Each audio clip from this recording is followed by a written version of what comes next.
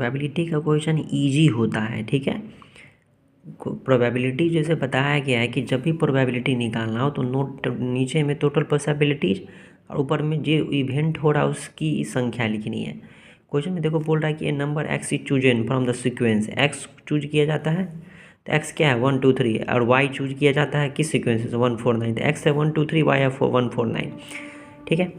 पूछ रहा कि find the probability that X Y will be less than 9। X Y मतलब क्या हुआ कि एक्स इंटू वाई जो होगा वो 9 से छोटा होगा, उसकी प्रोबेबिलिटी पूछा। तो एक्स इतना है, वाई इतना है, तो एक्स इंटू वाई निकालेंगे तो दोनों को मल्टीप्लाई करके यहाँ लिखोगे, तो वो इस 1 से इस सब को मल्टीप्लाई करोगे, तो इस 1 से इसको मल्टीप्लाई करोगे तो 1 होगा, 1 इस 1 से 4 को, तो 4 होगा, 1 से फिर 9 को तो करेंगे, फिर 2 से इस तीनों को मल्टीप्लाई करोगे, फिर 3 से इस तीनों को मल्टीप्लाई करोगे। क्वेश्चन में बोल रहा है कि एक्स इंटू वाई लेना है, तो एक्स इंटू वाई लिए कितना आया, 3 एलिमेंट इसमें है, 3 एलिमेंट इसमें, टोटल नंबर ऑफ आउटकम्स कितने हो जाएंगे बताया गया था, इसका और इसको मल्टीप्लाई करो, 3 3 9, तो 9 आउटकम्स होंगे। यहाँ टोटल कितने आउटकम्स हैं 9, ठीक है। क्वेश्चन में किसकी प्रोबेबिलिटी पूछ रहा है, जिसकी प्रोबेबिलिटी पूछा जाए वो इवेंट होती है ना।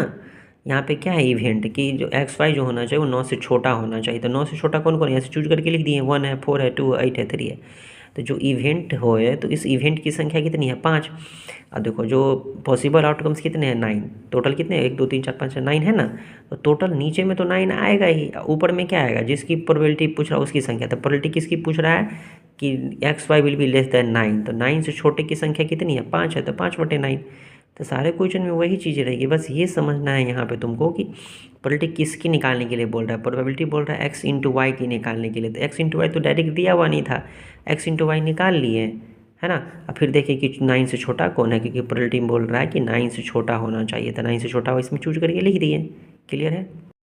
देखो इसी क्वेश्चन में पूछता है कि find the probability that X Y बराबर 10, तो एक्स तो लिखा हुआ, वाई लिखा हुआ, एक्स इंटू वाई निकाले हैं, तो एक्स इंटू वाई की वैल्यू 10 के बराबर आई है कहीं भी, तो एक्स वाई बराबर 10 में कोई पॉसिबिलिटीज़ ही नहीं है, तो ये इवेंट पॉसिबल ही नहीं है। तो जो पॉसिबल नहीं हो उसकी प्रोबेबिलिटी कितनी हो जाएगी 10, सॉरी एक्स की प्रोबेबिलिटी कितनी हो जाएगी 0।